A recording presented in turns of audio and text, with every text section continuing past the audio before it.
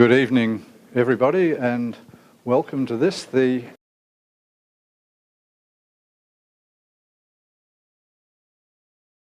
special welcome to Tamsin Manu, who's just temporarily out of the room, but Tamsin will be our guest speaker a little later in the meeting this evening. It's somewhat of a risky venture to have asked Tamsin to speak with us tonight, because I think her baby is due tomorrow, officially. So very glad to see her here. Also very glad to see several of our Life members here, and we always like to acknowledge our Life members. So I'll just ask our Life members to stand up as I call them, and I do hope I have the complete list of names here.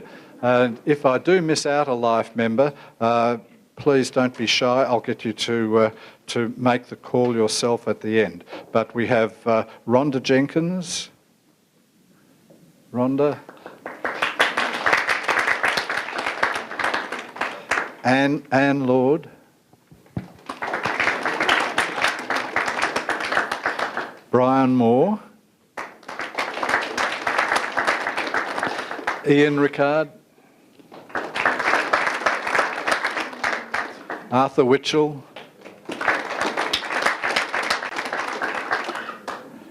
and Tony Williams. Now, are there any other Life members here who have escaped the attention of people coming through? Trevor. Trevor, stand up. Where are you?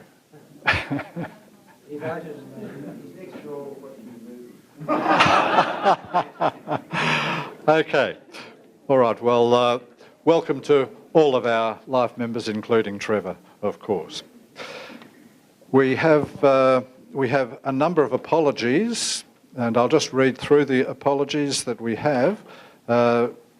Notified earlier, from Athletics Chilwell, Mary McDonald and Jeff McDonald; from Bellarine, Peter Lamb; from Casey Cardinia, Wayne De Bruin; from Eureka, Rod Griffin; from Gippsland Athletic Club, Heather Doldry; from Glen Huntley, Max Binnington; from Western Athletics, Peter Cashin; and from our Life members who've sent in apologies, Margaret Dunbar, Ron Clark, Catherine Freeman and Ivan Harding.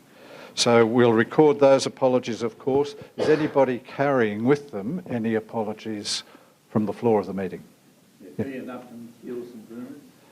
Ian Upton from Keeler St Bernards. Any others? And Helen Renitz from Ballarat YCW. Thank you.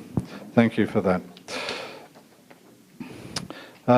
In also welcoming people here, I want to acknowledge the members of the board of Athletics Victoria, and I'll just quickly run through those and ask the board members to please stand. These board members have worked diligently over the last year. Heather Ridley, Rowan Claffey, Vice President Russell Clowes, Vice President Lisa Hasker, and I'll point out that Lisa is standing down from the board because she's served the maximum of 9 years and therefore is required by the Constitution to stand down. I do want to at this point acknowledge the tremendous contribution that Lisa has made to Athletics Victoria.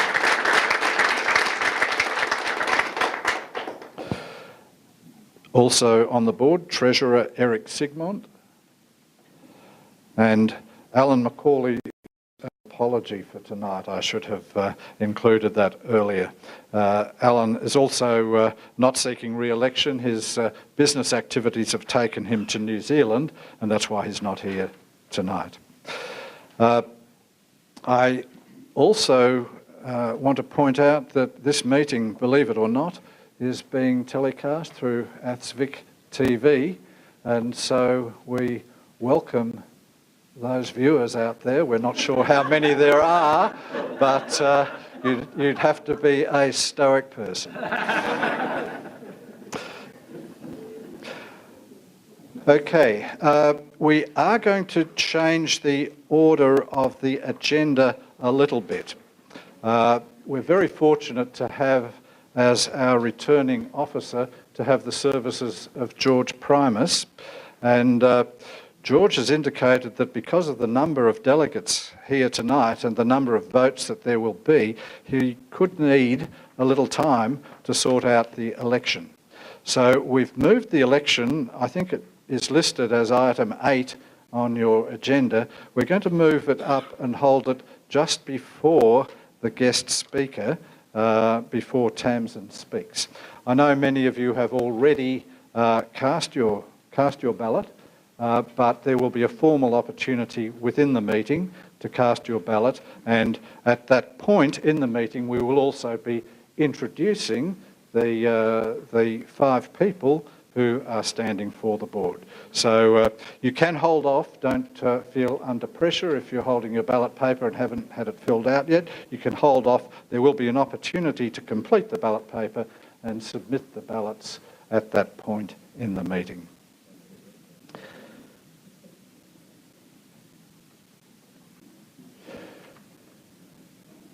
Moving on with our agenda then, item 3 is the minutes of the previous AGM that were held. The meeting was held on the 24th of July last year. And the minutes have been emailed to everybody, and also hard copies have been made available tonight. And I'm satisfied that the minutes have been sufficiently circulated, and I think I'll just simply move right on to ask for a member from the floor to move that the minutes be accepted as a true and accurate record of that meeting. Would anybody be prepared to move that? John Hyam, thank you very much. And seconded? Good, thanks Wayne. And those in favour and against, that motion is carried. Thank you. Now, business arising from the minutes. There's one item of business in particular, and that is the life membership presentation to Anne Lord.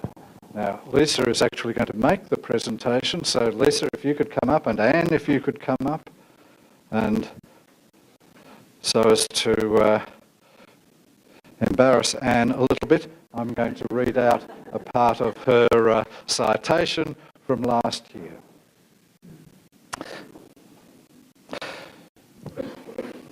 Anne Lord, positions held and service provided. She's been the chairperson of the Championship Committee for 4 years, member of the Summer and Winter Committee for 10 years, member of the AV Board from 89 to 92, and again from 2000 to 2005, then president from 2005 to 2010.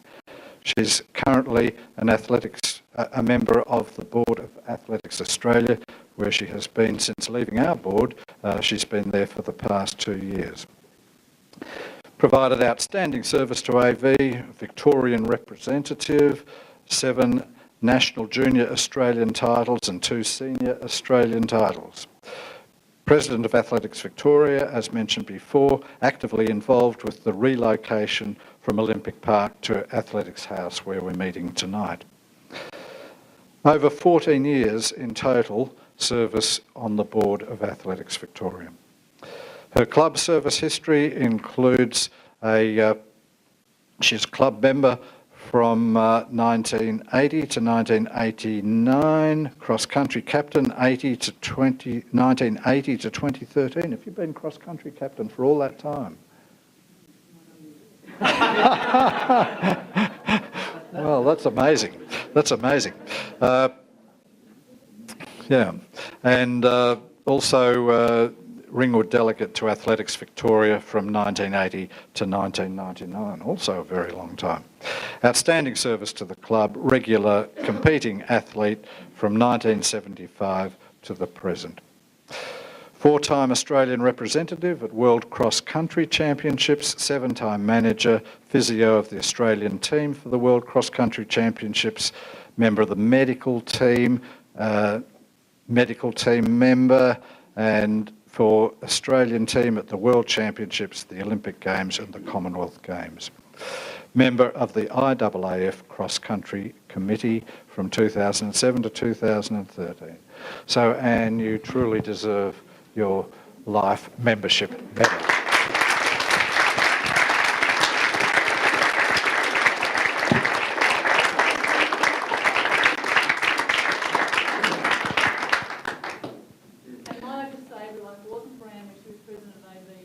Fighting with government officials and ministers, we wouldn't have such an awesome track down here, so thank you.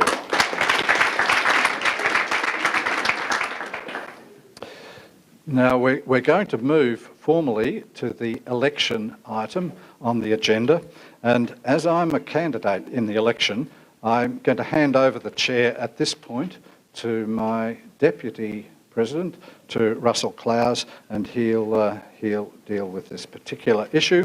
And following the election, we're going to move on to the guest speaker, Tamsin. Good.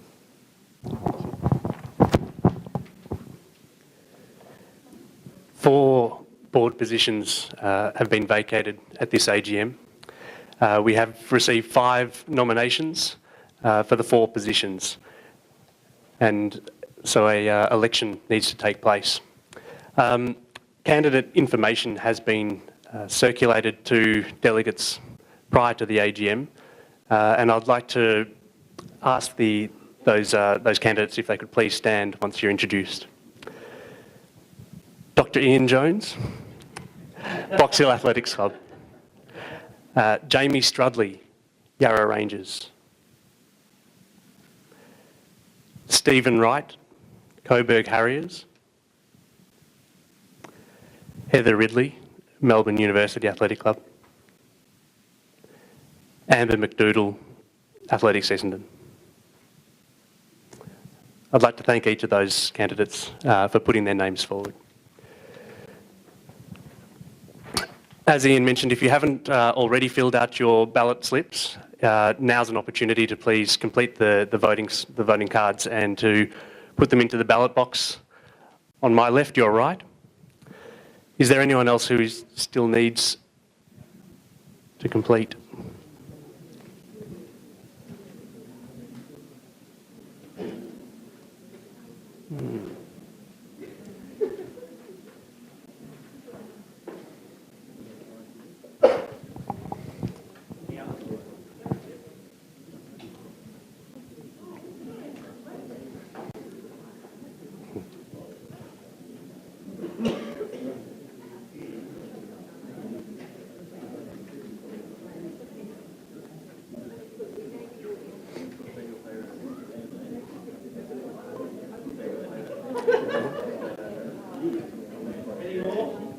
Can I ask for a final call? Okay. Thanks, George. If there are no further ballots, we'll declare the voting closed. After the votes have been counted, we'll continue with the other agenda items and we'll conclude the election later on this evening after the general business. Thanks, Ian.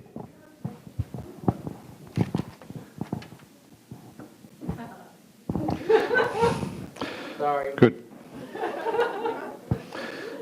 Thanks, Russell. Well, ladies and gentlemen, we're very honoured tonight to have a guest speaker for our annual general meeting. This hasn't always been the case that we'd have a guest speaker, but it was suggested last year, and the board very quickly came to a decision to ask Tamsin Manu if she would be prepared to be our guest speaker at this AGM. So I have great pleasure in welcoming Tamsin to this meeting. She really needs no introduction because she is just so well known and well loved in Victorian athletics community. Tamsin is one of Victoria's and Australia's most accomplished athletes, both on and off the track. Her achievements include most notably the World Indoor Championships gold medal in 2008 for the 800 metres, an absolutely awesome achievement. 3 consecutive Commonwealth gold medals in the women's 4x400 metres. Not only does she have many national and state titles, and there are so many, I'm not sure, Tamsin, you might know, do you have more medals than anybody else has ever collected at national championships? If not, it would certainly be right up there with the maximum number. It's just so impressive. It's not only her commitment at the high performance level, but Tamsin has also been equally committed at the club level and has been an ardent competitor from a very early age, and a great example of how the club system can bring an athlete through. Her club services were at Sandringham, at Doncaster and Athletics Essendon.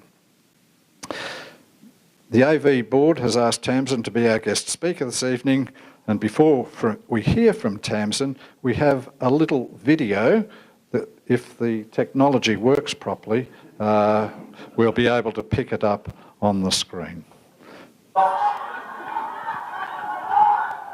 Knox will lead him into the final changeover. The challenger head there for Tamsin Manu.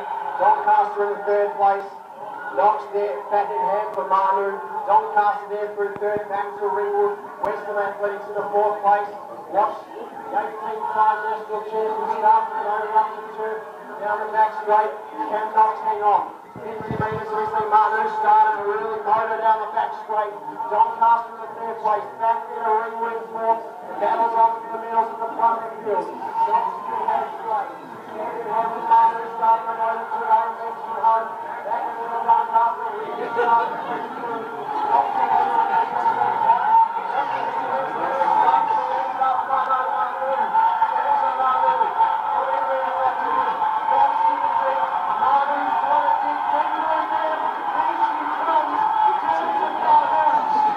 Get rid of that.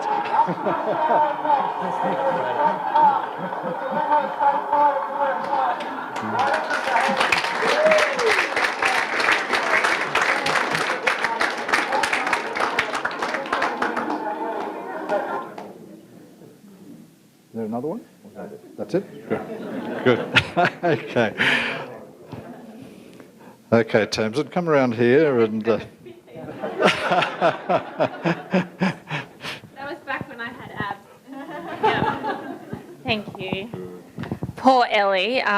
She's such a great runner. I coach her at Caulfield Grammar, the girl from Knox, and she's going to be a real superstar in the future. But Sandringham has tried to win that 4x4 for that long that I just think I had white line fever that day. We really wanted to win it as a team. So it's one of my...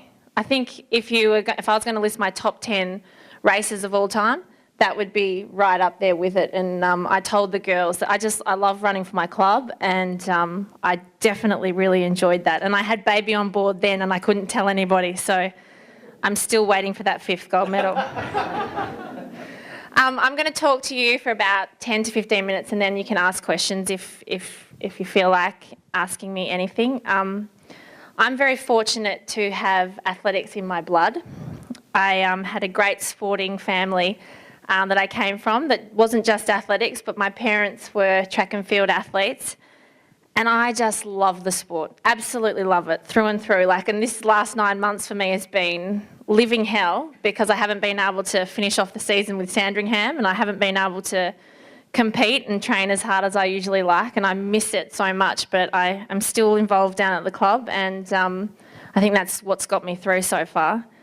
When I was a kid, I grew up with photos all around our house in the photo albums. There was medals everywhere too, but I just assumed that every kid had that around their house as well until a bit later on. My father had pictures of him running with some athletes that you probably heard of, Peter Norman, Gary Holdsworth, and they were at the old Olympic Park track, and I really remember that there was just huge crowds all in the background of these pictures. I remember saying to Dad a bit later, were they Melbourne Grand Prix pictures, or what event was that? Was that, I think I asked him if it was the Olympic Games. He was telling me he was too young for those Olympics. But he told me that they were interclub pictures. And so back in the day, of Interclub. Peter Norman, Olympic silver medalist, Gary Holsworth, my father, and a number of great Victorian sprinters. They used to race week in, week out against each other, and people used to flock to the track to watch them compete. And that just fascinated me because obviously I've grown up I've done athletics through the 90s and the 2000s, and I've watched, I've been at Interclub, and we don't have crowds like that anymore. And I think that should be our goal. We should be aiming to get those crowds back. And I remember Dad and Peter became president and vice president of Athletics Victoria, and they were ousted for trying to bring in change, which I think was really disappointing. And I think change is necessary if we're going to grow as a sport, and that's what I love about AV now. I think that the TV, the social media, the clubs that are involved in Athletics Victoria, I think you're really trying to embrace the change. My husband works for the Cricket Players Association, and I love hearing their stories of how they've gone about change with Kerry Packer and the 2020 system, because they realised back in the day that they had to if they were going to survive in the way the world was going and sport was changing, and to get young kids' attention and people's time, they had to change it. So I think we're really on the right track here at AV, because I think you guys support the athletes and the current crop of upcoming athletes. You've got programs and you're trying new things, and that's the best thing about it. Some things work, some things don't, but it's great. If we need anything, like maybe I could go into labour a bit earlier and we'll try and get the numbers up on AV TV. I never did little acts. My parents obviously didn't want to push me into the sport knowing that they had done it, and they also had been burnt by a bit of the politics of the sport, so they didn't want me to get hurt, but I still found it. I found it through school sport, and I think school sport's a great place to start. It's a great breeding ground for talent, and I'm coaching at Furbank Grammar at the moment, and there's a lot of talent out there that actually just don't know about athletics and Interclub and running for a club. I was coaching a girl who we got down to 223 in the 800. She was in year 8 last year, and she ran that at Townsville, and she doesn't do athletics at all. And she plays soccer and she does every other sport, but the talent's out there. We've just got to find them. So for me, I think we need to get more of the coaches involved in the school system. Hopefully some of the elite athletes will be happy to give back to the sport and start in that club system and sort of promote how much they love the sport, and then get them involved into the clubs so that you can feed them through. I love school sport. I thought the mateship, the team side, the support, the acknowledgement of doing your best and being the best was applauded, which it's been, I think that side of things I loved, and that's why I love the sport. But I think that was lost through some of the 2000s through the elite side of the sport.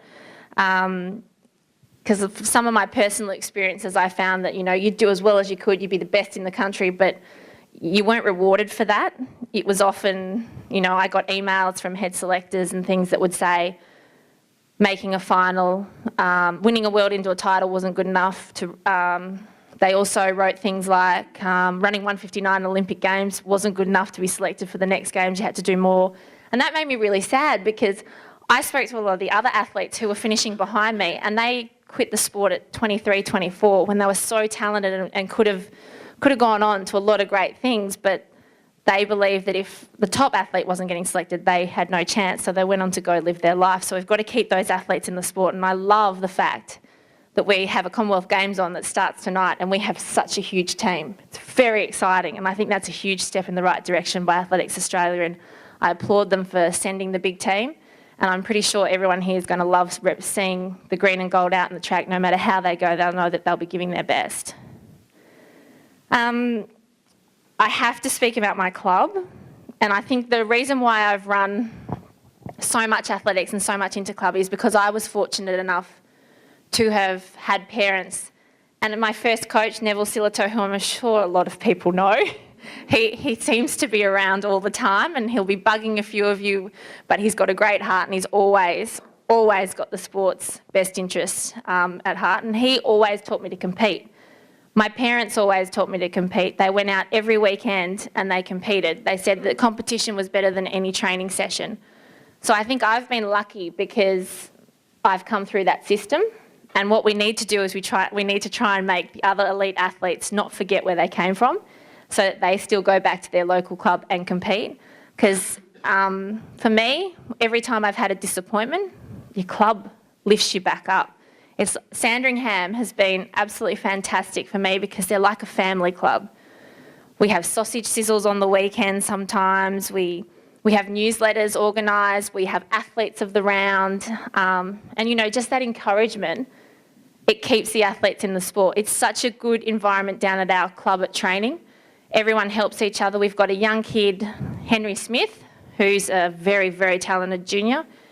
And he was made to do a village entry to go to World Juniors. That's another story altogether.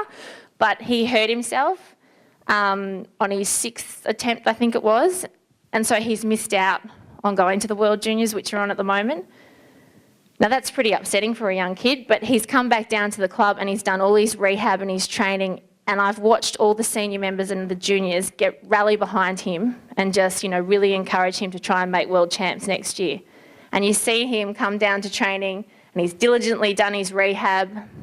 He's trying to watch the World Juniors without getting too involved because I think it hurts him a bit. But I think the fact that the club's there for him has really helped him, you know, fire up and get back into training and focus on next year. And that club system is, I think, what really helps athletes to keep striving for those goals. But you need to have that support behind you. Finally, I just want to say that it's been a long time since I started athletics. I think I ran for my first club in 1992, and I've joined up for next season. I don't know why.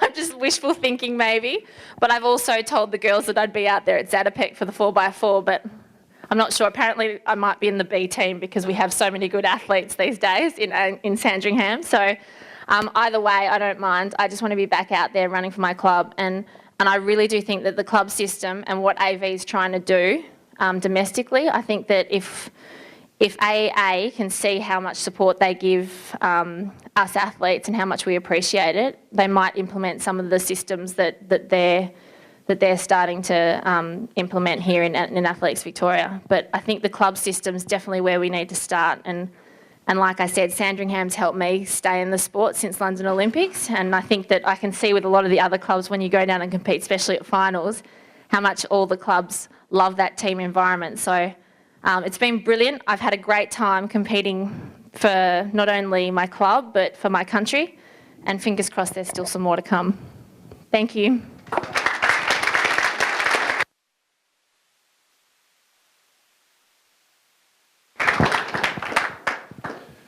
Now, Tamsin said she would be prepared to answer some questions. Okay. Are there any questions from the floor?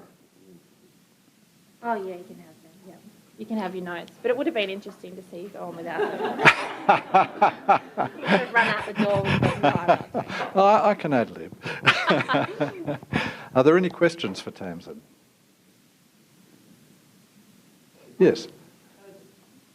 Talking about getting some of the elite athletes to come down and run with their club, what do you think would be the best way of doing that? I mean, we don't seem to see a lot of them. I mean, I've noticed a couple of times we've been in companies, been you turning up, and Yep. we saw Steve Walker turning up last year for Box 2, etc. But a lot of the really top guys, you don't tend to see them very often. Yeah. And what do you think you need to do to get them to get their local club? It's disappointing, I think, because a lot of the athletes, I mean, I've watched it for years happen. You know, they start in that grassroots system and they use the interclub system the whole way through. Then all of a sudden they make an Australian team and it's like, I don't want to say they think they're too good for it, but they somehow think that they don't have to do interclub because they'll just do the Grand Prix sparingly and then go to Europe and race, which is disappointing. I think that, I guess for me, the way that we have to do it is we need to get coaches who are coaching these elite athletes to hold on to these athletes and then to keep bringing them back to interclub, because athletes tend to listen to their coaches. They really do. That's why they've got their coach. And a lot of the coaches feel that, you know, racing in Australian domestic season's just not the best thing for their athletes peaking in a major in the middle of the year. And I can tell you that's not true. Like the international athletes, they do indoor season And I think you get the most enjoyment out of when you do go down to interclub, because you've got that club environment. There's a bit of less pressure on, and it's what got you there. So I think for me, the thing to get those athletes back competing would be their coaches. Like, we need the coaches to really be on board the domestic season and to support it. Yeah, because you don't have to do your event. Like, I mean, I rarely run an 800 at interclub, but I'll always run a 400 with the boys, or a relay, even 100, you know. There's lots that you can do that will fit in with your training.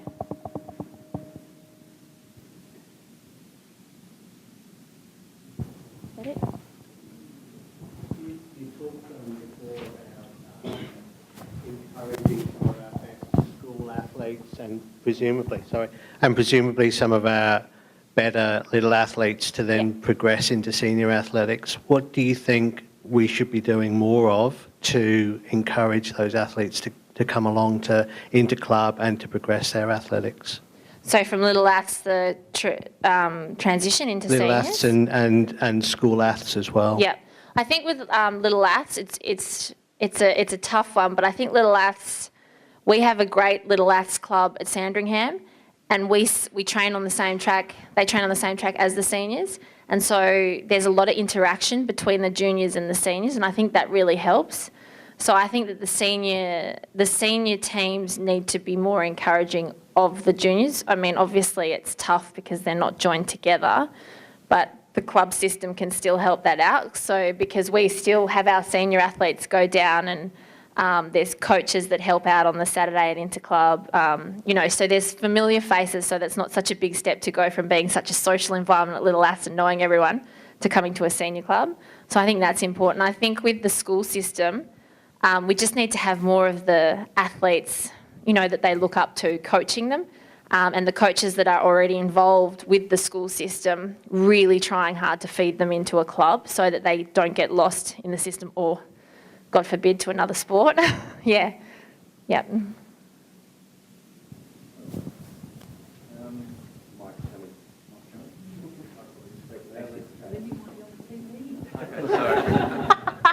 Sincere thanks, Tamsin, for your generosity and your passion for the sport. I've got a gratuitous fan question. What's a training week look like at your peak in a heavy sort of loading? Yeah. So not time? right now. Yeah. Okay. It's pretty full on. Obviously, I think the thing that helped me make it to senior athletics and have such a long career was that I was coached so well as a youngster that I took it pretty easy. So I trained twice a week when I was a youngster, just doing speed work. But once I got to the age of over 20 and, you know, wanted to go to Olympics and my body was ready to, we had Sunday morning was at the beach, the good old Black Rock steps and the hills, and then Monday you'd have a fartlek run in the morning maybe and plyometrics in the evening. Tuesday morning run, Tuesday afternoon track, speed endurance, 800 sessions, you know. You feel like being sick, you do another rep. Wednesday would be hills, Thursday another track session, Friday a run, and then Saturday rest day or compete. Yeah, depending on what time of year it was. Yeah. So pretty full on. Like, you'd train twice a day most days during the week, and but one of them would be an easy run to recover from the night before, but a lot of it was speed endurance work, yeah. But it was always fun because you have such a good training squad. Like, training is so fun if you've got a good training squad. And I've always had great fun coaches, so I've never thought of training as hard work, and yeah, but it is tough. In the photo on the screen there, unfortunately I can't see I don't remember the name of the lady who was right on your shoulder. Matola? Yes. I'll never forget her. That's what I was going to ask. She seemed like a character, was she? She was softly spoken, which was bizarre. You always expect her to have that deep, gruff voice.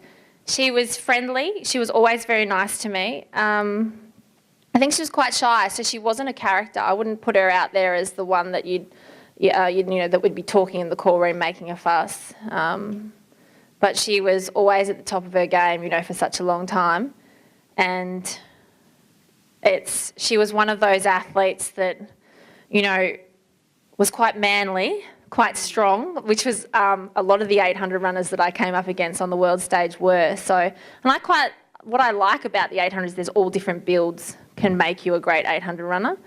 And she was certainly on the spectrum of being very muscly and a quick athlete too over the 400. But I wouldn't have put her down as a character as such, but she was always very friendly. Well, Dorothy Dix's sort of questioning, I mean, when she sort of used to sort of crink her neck for a race, it, as you say, gave the impression of being fairly manly. Yep. And, as you say, she was definitely... I'm being politically correct here. I'm trying my hardest. Well, that's right. Again, so she really was. Okay, I'm all right.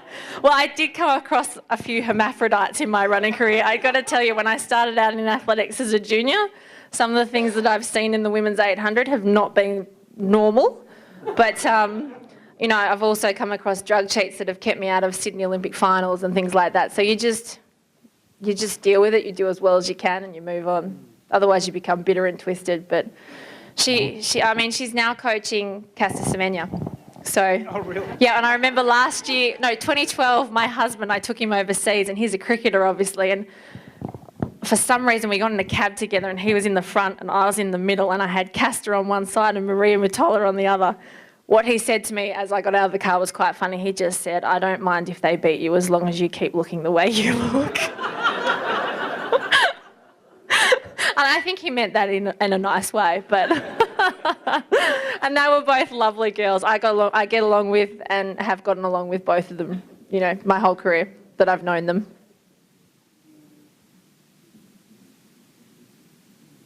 All good?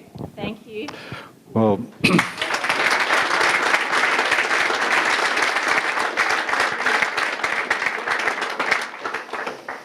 thank you, Tamsin. And beyond what's written in my script here, I think that Tamsin accepting the invitation to speak tonight is really typical of her just being prepared to put in. And even though it wouldn't have been easy circumstances tonight, she's made the effort once again. She's been a tremendous role model to young athletes. When Athletics Victoria is putting on a clinic for young athletes, we've occasionally asked Tamsin to help out, and very readily she has always said yes.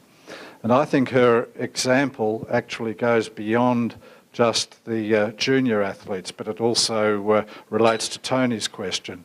She's a very good example for many of our elite athletes. She's never been shy of competition.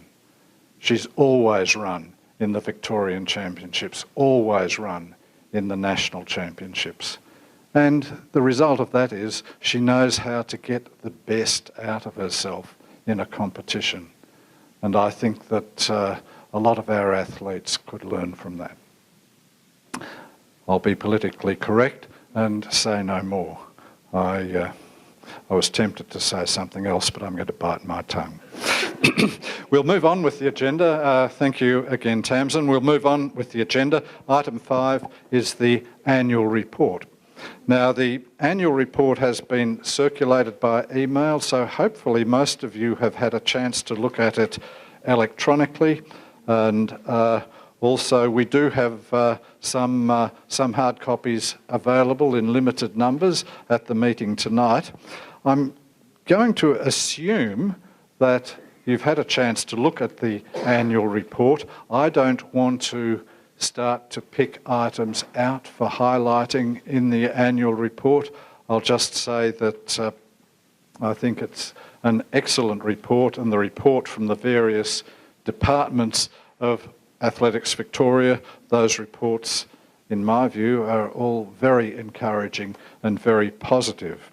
I should point out that the financial statement, which is part of the annual report, we're going to deal with that separately as item 6, and I understand that some people might have some concerns about that, but if for the moment we can just concentrate on the rest of the annual report, would I be able to get a motion from the floor, a motion to a mover and a seconder for the motion to adopt the annual report for 2012-2013. Would anybody be prepared to move that? Chris O'Connor, thank you, Chris.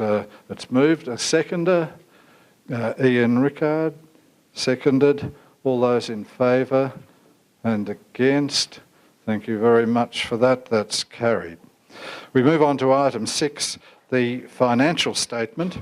And I'm going to hand the microphone over here to our Athletics Victoria Treasurer, Eric Sigmont, and he's going to nurse us through this item.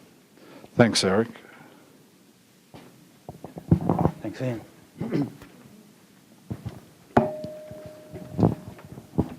Fellow members, staff and viewers,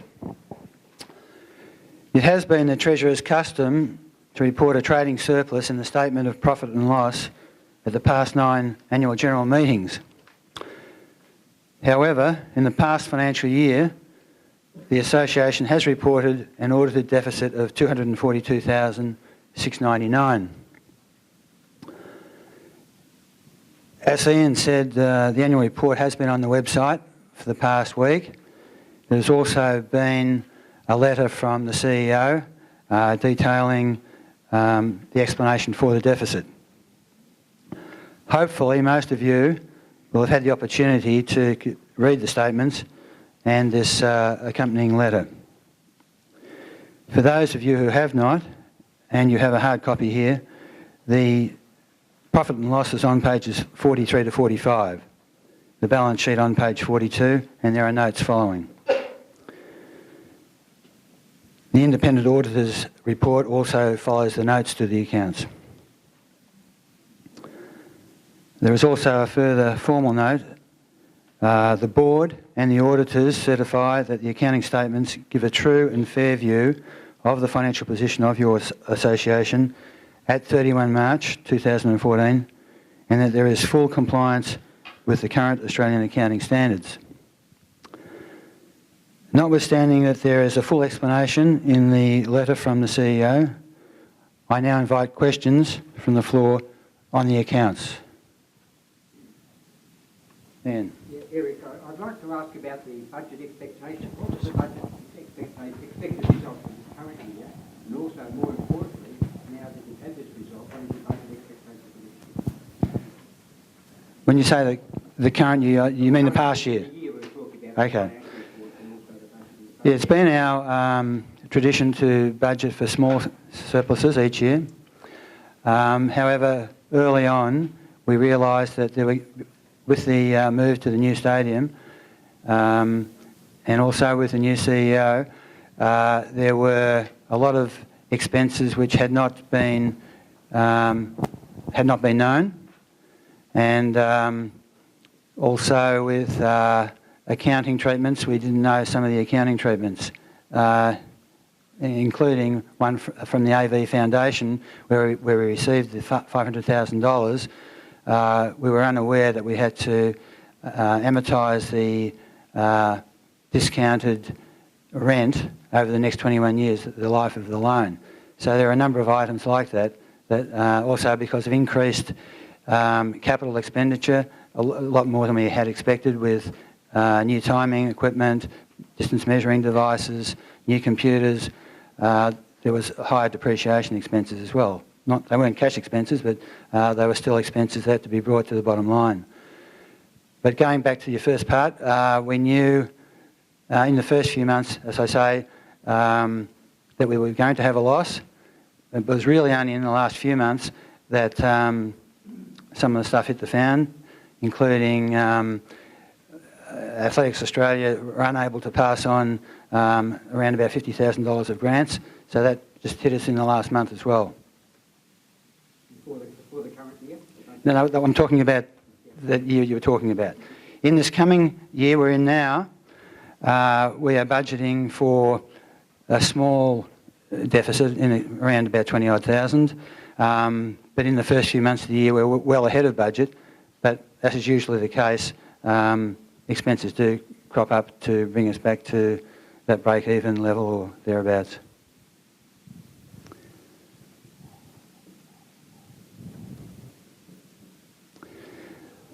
Okay, there being no further questions, I'd like to move that we adopt the financial report, so I'd like to move that. Could I have a seconder, please? Oh. Yes. Budgeting for a deficit, how are you going to fund We have, even at the moment, we have $1 million of assets. Most of that is in cash, around about $700,000. So we're only talking about a $20,000 deficit. The association doesn't need to borrow? No, no, not at all. If I can just add briefly to that, the Australian Sports Commission puts out governance guidelines, and one of the guidelines that it puts out for organisations like ours is that we should hold approximately 10% of our turnover as a reserve fund. We are in the, maybe it's a fortunate position, that our reserve fund at the start of the last year was over $1 million. And it was something more like 60 or 70% of our annual turnover. So we really, as a sort of an amateur organisation, we should not be accumulating reserve funds of that order. We should be using those funds productively to advance our various programs.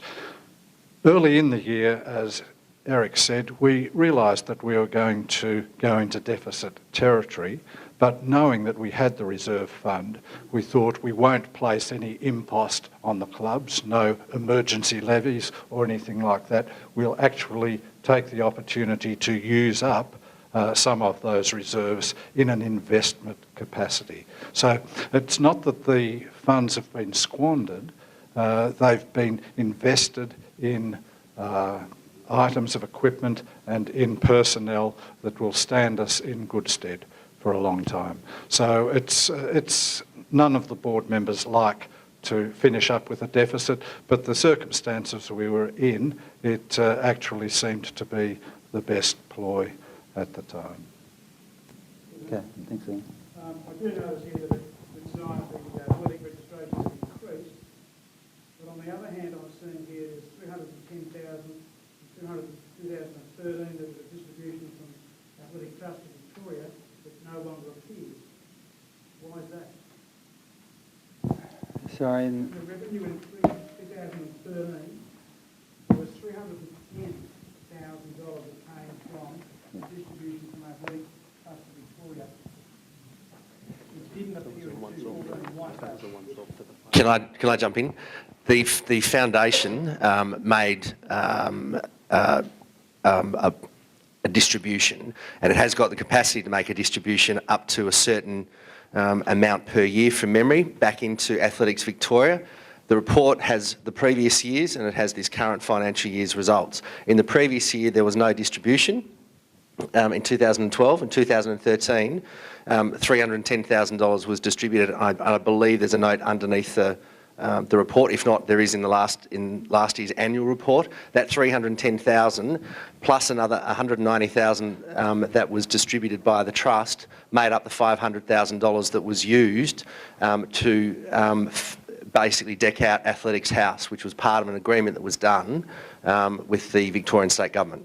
And in return, for putting up the $500,000, which meant that the state government didn't have to go and borrow another $500,000 to finish this building, Athletics Victoria receives a considerable discount on its commercial rent for occupying this property over the next 21 years.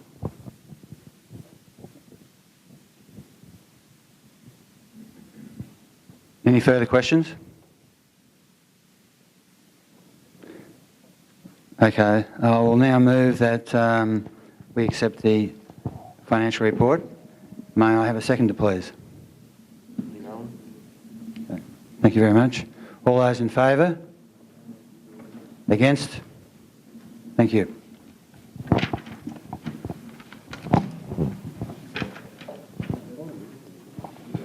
Good. Thanks, Eric, and thanks to the meeting for your support. We move on to item 7, which is award nominations. And first, before we move on to the particular awards or the particular nominations for life membership and merit awards, I want to acknowledge the very good work done by our awards subcommittee, consisting of Len Johnson, Paul Jeans and Maureen Austin. I thank them for their work. The nominations that I'm going to read out, this is going to take a little time. I'm going to read out the nominations in full, and in order to be successful in being awarded life membership or being awarded a merit award, it requires, according to our constitution, it requires a majority vote, a 75% majority vote of those who are voting. Now, it's not my intention to actually go to a vote and count the numbers tonight. I intend to simply have the endorsement of the meeting for these nominations by acclamation. If I detect, as I read out the nominations, if I detect some feeling within the meeting that this one isn't going well, then we might have to have a vote. But I'm very confident that that will not be the case. So the first nominee for life membership is Lorraine Morgan, and I think Lorraine is here, so I'll ask her to stand just so we know who we're talking about. Thanks, Lorraine. And let me just run through the positions that Lorraine has held. She's been a Victorian official from 1973 to the present. Athletics Victoria Selection Committee, Athletics Victoria Board Member 1992 to 95, then 99 and 2000, and Competition Director 1995 to the present. She's provided outstanding service to Athletics Victoria, nominated by Athletics Victoria to the Athletics Australia Board, represented the board on the Victorian Olympic Committee, member of the Junior Development Committee, the AV Competition Manager from 95 to the present, AV Chief Judge, Throws and Jumps, AV Officials Education Presenter 1996 to 2003. Club service history, club coach at Bentley McKinnon, Elwood, Elstonwick and Glen Huntly Athletics Club. Committee member of Glen Huntly 1983 to 2003. Vice President of Glen Huntly 1996 to 2002. Outstanding service to the club provided to Glen Huntly as venue manager and she's a life member of the Glen Huntly Athletic Club. In additional information, we have Competition Director for the IAAF Melbourne Challenge, has been winner of the AV Service Award, Competition Manager for the Goodwill Games in Brisbane, has won an AV Merit Award, Australian Sports Medal. She's a Life Governor of Athletics Australia, and the Medal of the Order of Australia has been bestowed on Lorraine. I think I'll just simply ask you to endorse Lorraine Morgan for life membership by acclamation.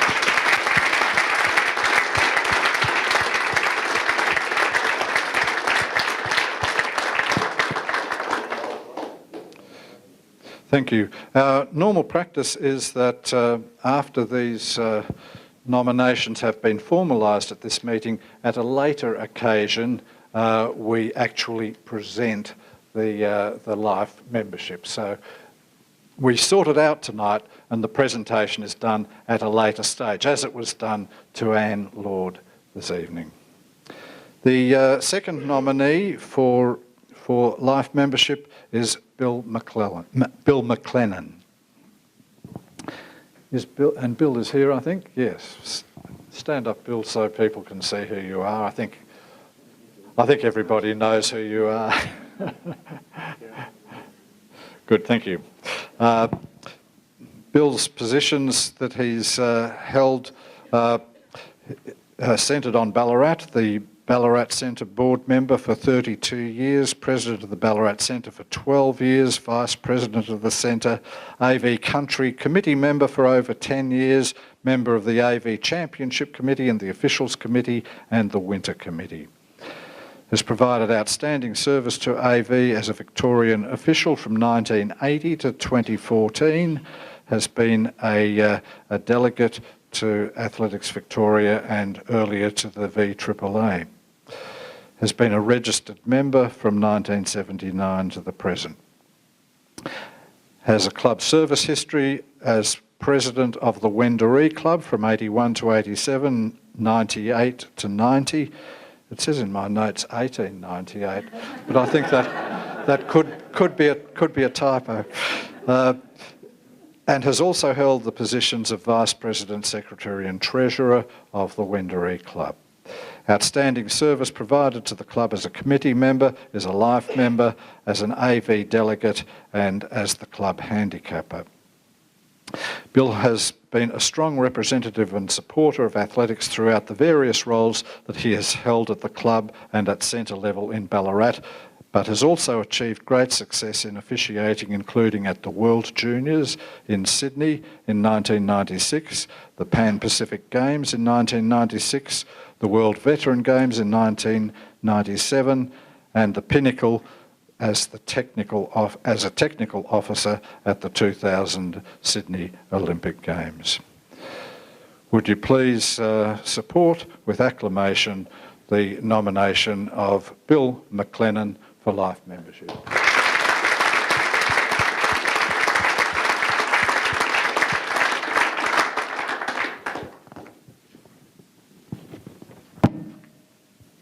Thank you. The third nominee for life membership is Ellen Perry. Ellen? Is Ellen here tonight? Not here tonight. Okay. Well, in Ellen's absence, we will press on. Positions held, she's been an AV technical officer for 38 years. AV Victorian Official Subcommittee member for 8 years and Treasurer for 4 years. Has provided outstanding service as an official level A for field events. For her club, Doncaster, she's been the Field Events Technical Officer from 1977 to the present. Doncaster Committee member from 1978 to 1995, cross-country team manager from 1978 to 82, and canteen manager from 83 to 85. Is a life member at Doncaster and has also been a field referee in 2006 at the Melbourne Commonwealth Games, has officiated at the World Police and Fire Games, the World Masters Games, the Deaf Olympics, the international track meets, state and national championships over the past 38 years. It's the recommendation of our subcommittee and the recommendation of the board that this life membership be awarded. Could you please show your approval by acclamation?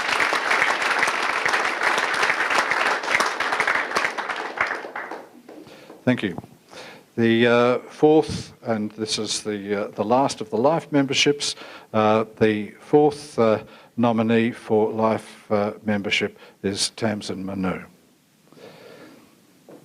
We've heard from Tamsin tonight, so we've also heard a little bit about her, but I will just go through some more things for the record.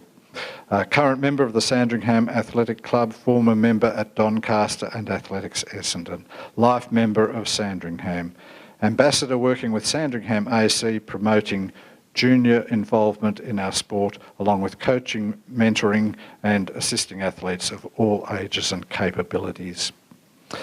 Her continued involvement with school programs promotes and encourages more children to participate. Has provided outstanding service to athletics in Victoria, represented Victoria at national junior and senior track and field championships, and competed at every national championships from about 1993 through till 2011, 2012. Just an incredible record. Tamsin has 18 national senior titles across 400, 800 and 400 hurdles, and 3 national junior titles over 400 and 800. Has competed at Victorian state championships from approximately 1994 to 2012, with many state titles over many events. Tamsin currently holds a number of state records, including under 16 and under 17 200, under 15, under 16, under 17, under 18 400 records, and 800 records. World Indoor Champion, as we have heard, member of the 4x400 relay team that won gold medals at 3 consecutive Commonwealth Games. Current Australian record holder under 16 women's 400 and indoor 400 and 4x400 relay. In 2001, Tamsin was awarded the Young Victorian of the Year. In 2013, was awarded the prestigious Edwin Flack Award by Athletics Australia. Would you please show your endorsement of Tamsin Manood for life?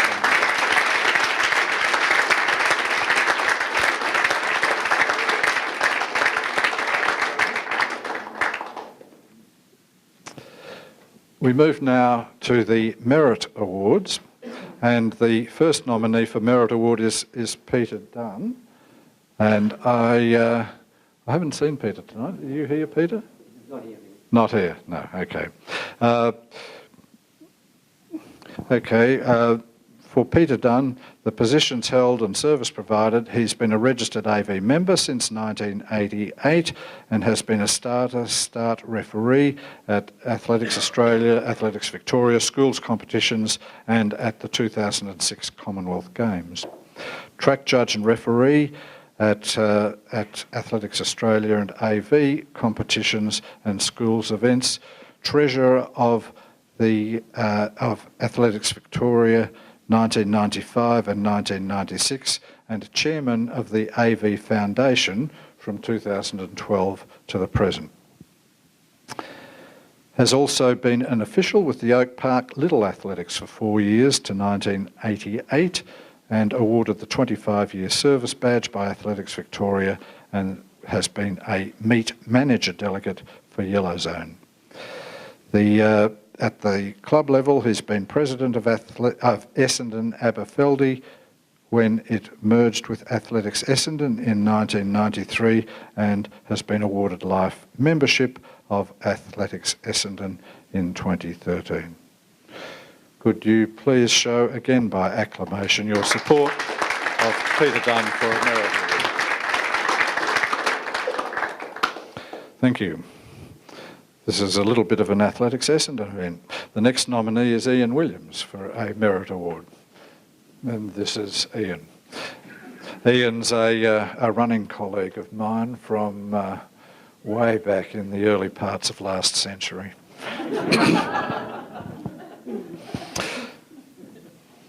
Positions that Ian has held: he first registered with AV in 1953. He was chair of the Athletics Victoria Foundation for 7 years from 2005 and a member of the Trust. Treasurer of Athletics Victoria in the 1980s, and he's a photo finish operator in the Yellow Zone. Ian introduced photo finish to Northwest Region in 2001 and set up an operating team which has worked continuously since 2002. He's received the 20 years service officials badge.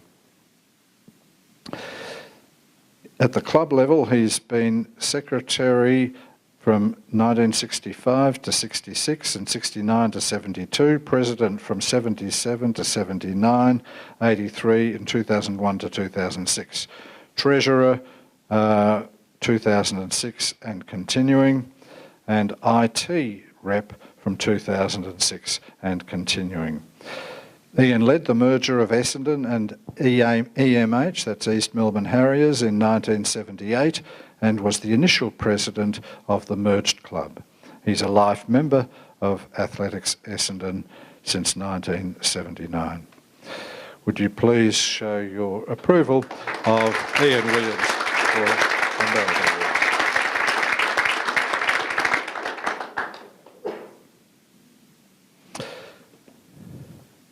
We have a regional service award nominated from the Gippsland region, and this is for Cheryl Hughes. Cheryl, are you here tonight? No, okay. Cheryl has been Club Secretary at Gippsland Athletics Club 2009 to 14, Club Publicity Results Recorder 2007 and 10, Competition Official at Gippsland Athletics Club 2004 to 2014. Has also been has life membership of Gippsland Athletics Club, is a registered Victorian official and well-respected administrator and club contributor to Gippsland Athletics Club. This recommendation has been nominated by the region and endorsed by the awards committee. I just ask you to endorse the award of the Regional Service Award to Cheryl Hughes.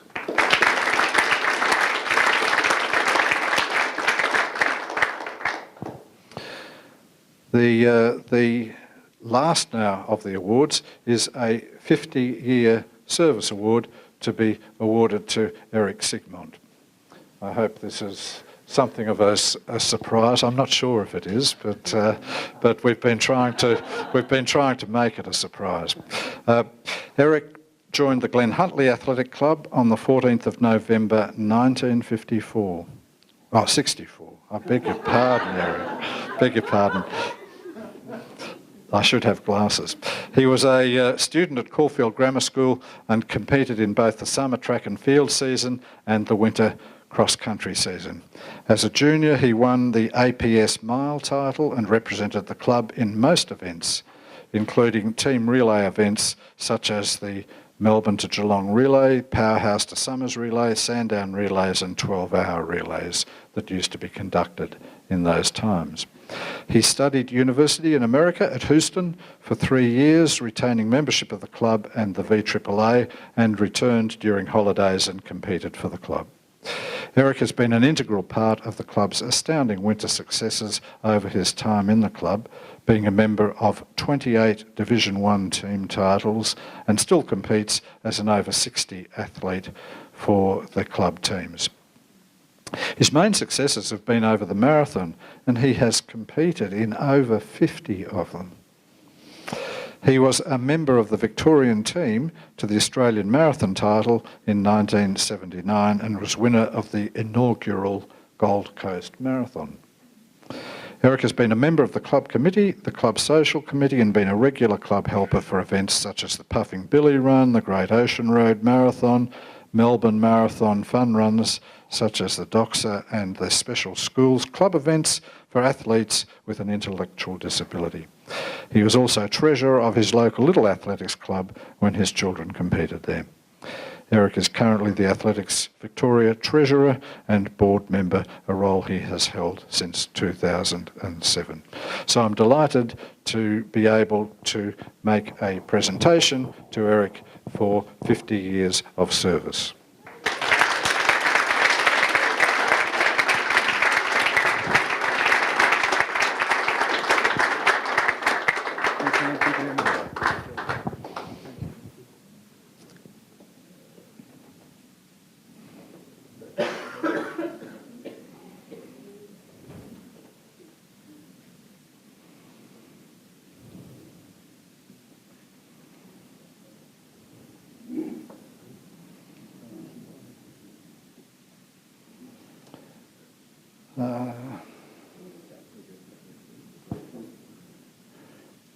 Perhaps I think the election results are available. Is that right, George? So I'll hand back to Russell. Thanks, George. In accordance with the Constitution of Athletics Victoria, I've conducted an election for the appointment of 4 board members to the Athletics Victoria Board. I hereby declare the following successful candidates: Ian Jones, Heather Ridley, Amber McDougall, Jamie Strudley. And I'd like to thank all candidates and welcome the successful candidates to the Board of Athletics Victoria. I'd also like to thank George for acting as our returning officer this evening. Thank you, Edgar.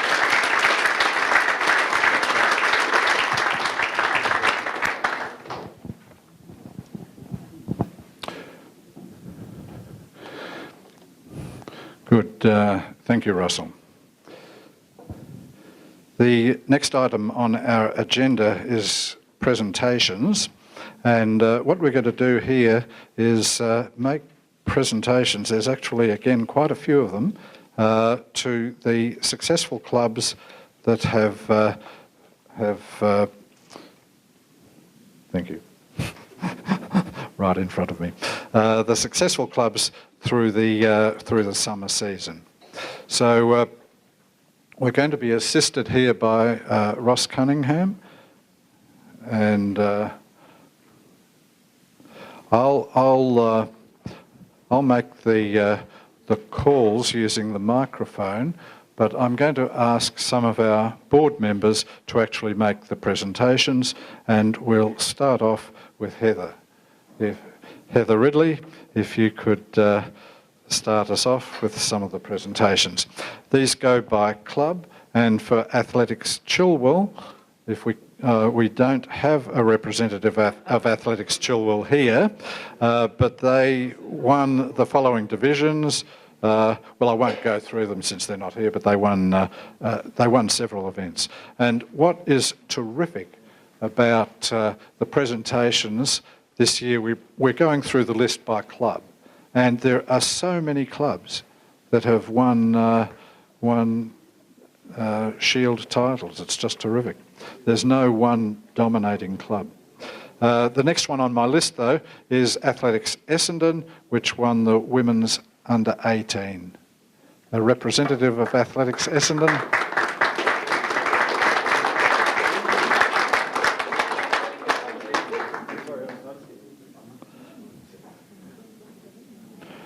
Coming up, we have Athletics Nunawading. If a Nunawading representative would come forward. Athletics Nunawading won women's under 18, men's division 2 and men under 20.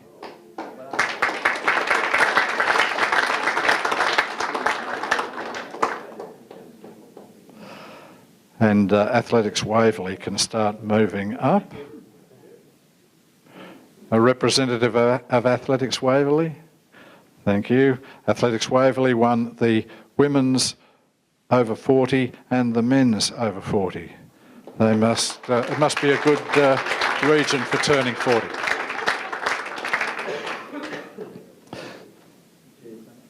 Good, thanks, Heather. We'll get Lisa to present some now. Lisa Hasker, and the Bellarine Club, if a representative of Bellarine could come forward, and they'll be followed by Box Hill, so you can start getting your spikes on. Is there a representative of Bellarine here? No, okay. That was for men under 20, we'll put that aside. Box Hill, please, a representative to come forward. Box Hill won the Women's Division 1, women under 16, men Division 1 and men under 18.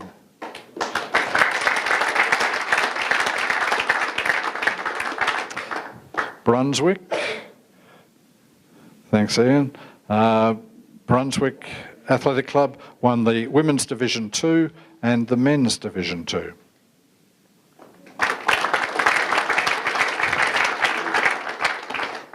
Casey Cardinia, I think, are not represented tonight. Oh, yes, we are. Good, excellent. Casey Cardinia won Women's Division 2, Men's Division 2, men's under 18 and men's under 16. We have Collingwood, followed by Corio, a representative of Collingwood. And Corio can be getting ready. Collingwood Club won the men's...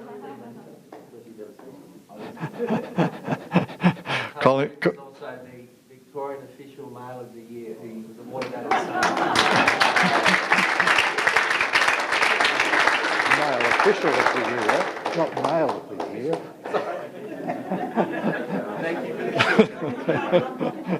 You're gone. Yeah. Corio, is there a representative of Corio here? No one from Corio here? Okay. Diamond Valley to be followed by Doncaster. Diamond Valley, winners of women's over 40, women's under 16, women's under 14, men over 40, men under 20 and men under 18. Quite a swag.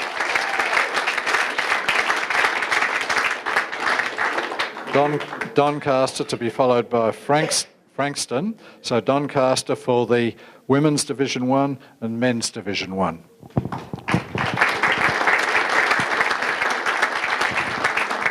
Frankston to be followed by Geelong Guild. Frankston for Women's under 18 and Men under 14. Geelong Guild to be followed by Glen Huntly. Have we got a representative of Geelong Guild here? No. Okay, we'll put that one aside. Glen Huntly to be followed by Ivanhoe. Glen Huntly won the Women's Division 1, Women under 20 and Men Division 1.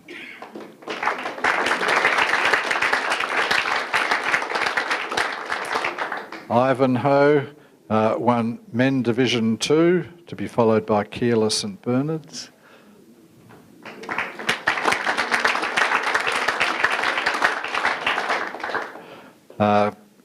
Keilor St Bernard's to be followed by Knox. Women's Division 1, women over 40, women under 16, women under 14, men under 16 and men under 14.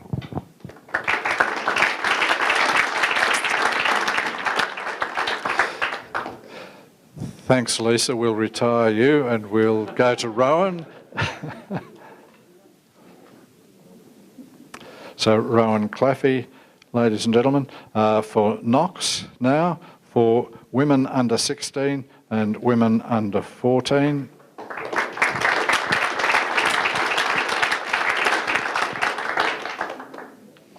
Melbourne University to be followed by Oakley. Melbourne University for Men Division 1.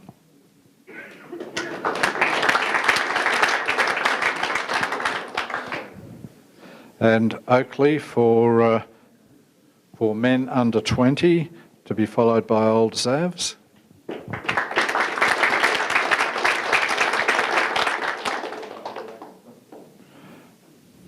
And have we got Old Zavs? Yep, good. To be followed by Preston.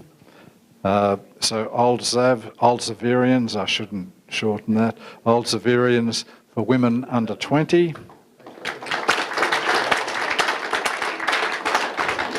Okay, Rowan, that'll do for you. You can hand over to Eric. We've got to give Eric a pleasant job after having to present the financial report. Okay, I think we're up to Preston, and for Women's Division 2 and men under 14.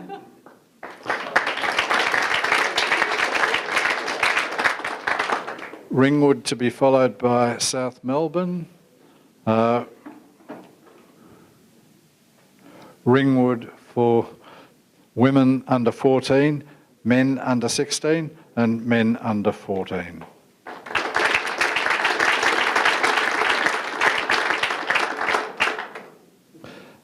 South Melbourne to be followed by Victorian Masters. So South Melbourne Women Division 2. And Victorian Masters, is there a representative? Good. Good. And fittingly, Victorian Masters for women over 40 and men over 40.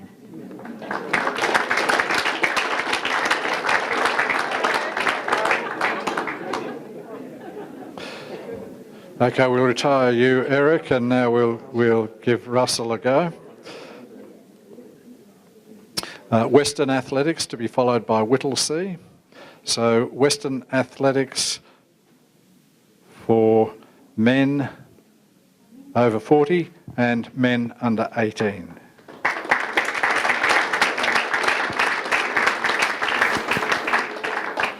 Whittlesea to be followed by Wyndham. So Whittlesea for women under 18. Terrific.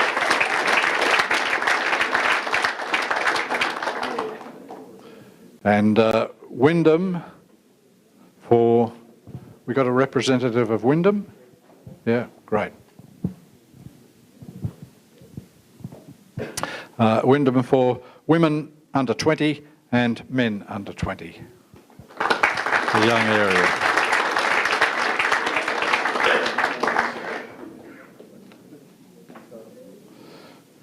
Now, I think that concludes the actual presentations there that will be made this evening, but I do want to point out that some of these awards have already been collected, so that for the Ballarat region, for instance, awards have already been collected on behalf of Ballarat YCW, Wendouree, Ballarat Harriers and Eureka. And for the Bendigo region, for South Bendigo, Bendigo YMCA and Eaglehawk. I just want to acknowledge that those clubs also have been successful in our season. Good. I now want to hand over or move on to general business. And under general business, our CEO, Glenn Turner, is going to update us on changes to what to be called our model rules. This is going to be a little bit confusing for us in nomenclature over the next little while, but what we've come to know as our constitution under the incorporations legislation now has to be called the model rules. We've been used to calling other things our rules. So this is going to be a little bit confusing, but we'll get through it with a little bit of guidance. So I'm going to hand the microphone to Glenn just to brief us a little bit about that.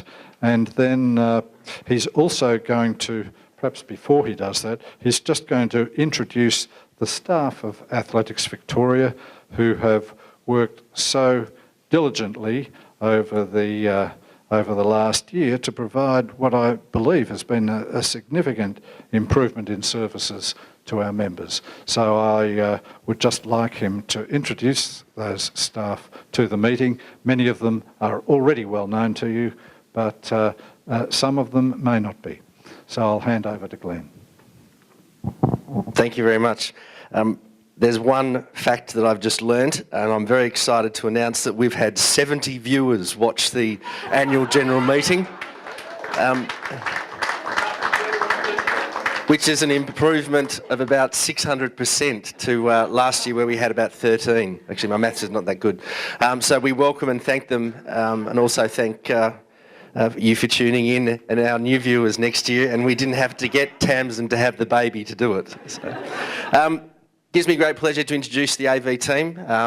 We were very candid in our report that since I started in April, there have been quite a large number of staff movements for various reasons. I'm going to introduce each member and ask them to stand up. Our competition manager, all the way from Scotland, you may have met him previously, Ross Cunningham. Joining him in competitions, we have Travers Posnahosky as our competition coordinator and Emma Neely. Our club development manager, who I'm sure everyone will know, is Victoria Long, and I'm very pleased to say that Victoria will be on a road show starting the 1st of October. Also, at this opportunity, thank you to the clubs that have completed your club health check, and a reminder to clubs that if you haven't completed your club health check, could you please do so. Our Victorian officials has been a joint program with Little Athletics Victoria. It's been headed up by Andrea Hallett, who's done an amazing job. And she's supported this year by Sally Konitz, who's just over the back there. Joining us in marketing communications and doing a fabulous job with social media and all things communications is Chris Kenner. Our trusty cameraman, who's had 7 roles since I've started. He's now the website and special projects guy. That's Steve Marty. And I'm very glad to confirm that I had the privilege of putting this next chap on the books because he'd been doing the role for a number of years for nothing. And that's Gary McBroom, who's our asset manager. Other members of our team, you did see him very quickly run in and run out. He has another function up here, which I'm going to talk about in a second. Tim Crosby looks after recreational running. Also, Kylie Italiano looks after coaching. Nick Wall is our team development. And Sharon Russell, Sharon Stewart, is still the accounts manager and making sure that everything is running smoothly. So big thank you to all of the AV team. Very proud to work with them this year. Well done. Now to the more technical part of the changes to the Association and Corporations Act. I've been to a number of AGMs and had the privilege of presenting some awards and talking. I've seen the clubs adopting the new model rules. We are no different. The original plan was I circulated the model rules within the prescribed time period when I issued the agenda. Thanks to a very diligent club president, Mr. Knott, he pointed out a number of areas that needed some tidying up. We've since sent the model rules back to Minter Ellison, who for this project are our honorary legal advisors. In accordance with the entire process for getting these rules adopted by all of the club members, we're not able to do it, and I certainly don't want to rush the whole process. The reason why we can't do it is under our current constitution, we don't have the provision to abridge time. So, for example, if I called a special general meeting right this very second, I would need a certain 75% majority of all the clubs to say they'd waive the time aspect. So there's a few things that we need to change going forward. What I propose is that there are two options. I think the first one is probably the best one. Under our current constitution, where there has to be a decision made by a club, we can do it by postal vote. What I'm proposing is that I'll circulate those changes, highlight it as I have previously in the coming weeks, and then have all the clubs vote by postal. Or the alternative is that we call a special general meeting prior to the Victorian Relay Championships in November. So I'm judging the postal vote is the preferred option. Excellent. If anyone has any questions, happy to take them after the AGM. And just finally, a free plug. There is another event going on, and we couldn't avoid the clash. There is a presentation of Spirit of the Marathon 2, which is where Trevor Vincent is, and also Tim Crosby. We're fortunate enough to have Catherine Schweitzer. You may know of her. She was the first woman to compete in any marathon in Boston. She's up there with her husband, who is on a book tour at the moment, and they are selling some books, and they're talking about the Spirit of the Marathon too. It's a great presentation. If you feel after the meeting that you'd like to wander up there, then we can make arrangements for you to come up and have a look. Thank you very much.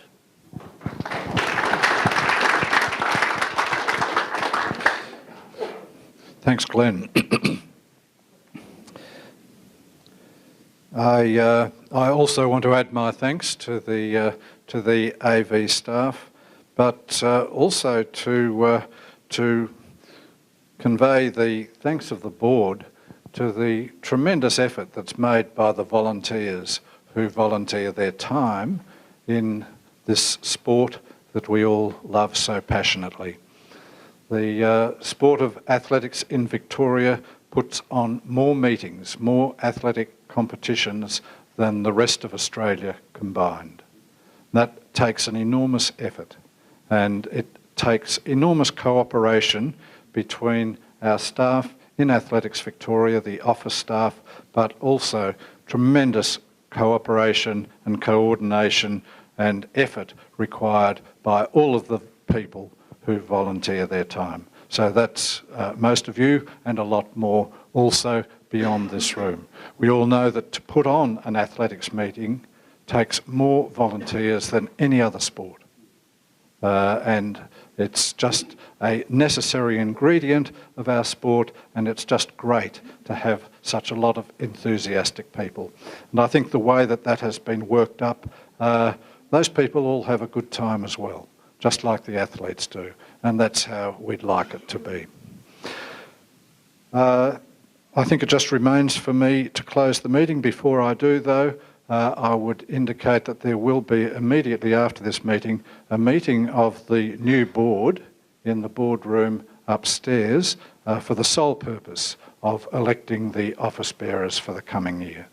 So if you would please, the board members would move immediately upstairs. It'll only take a few minutes, and then we can come down and mix and enjoy some refreshments, which I hope you'll all be able to stay for. And with that, I will thank you for your attendance and participation tonight and declare the meeting, the AGM of 2014, closed.